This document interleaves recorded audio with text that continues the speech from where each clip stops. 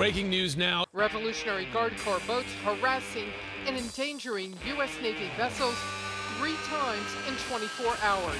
Meanwhile, China has deployed warships in its aircraft carrier Liaoning to waters between Japan and Taiwan. Good afternoon, Team Whidbey. This is a challenging time in this pandemic, but we are mission ready. We must continue to be ready to deploy our forces to defend our nation. We continue to see activities around the world that probe the forces of the U.S., our partners and allies. I personally have operated ships and aircraft in the North Arabian Sea, the Straits of Hormuz, and the Arabian Gulf, where we see Iranian gunboats harassing our forces.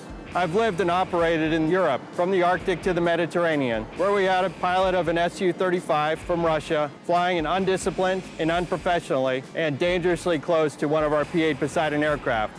I've sailed and have flown in the Western Pacific and the South China Sea, where the Chinese aircraft carrier recently patrolled past Taiwan.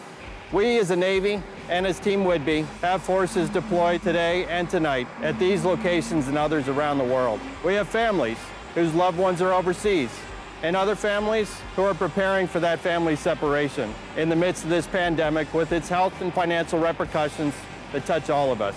We must continue to train to be ready. We must provide the required training for our personnel to be ready today and to deploy. Many of those operations are dependent on those aircraft carrier schedules.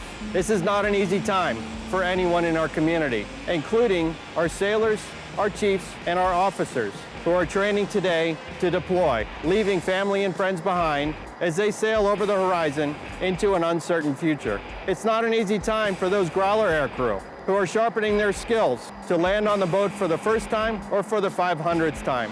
Team Whidbey is ready, and we will continue to take actions to be ready while we take care of our people and our families, and while we work with our state and local government leaders. Thank you for your time.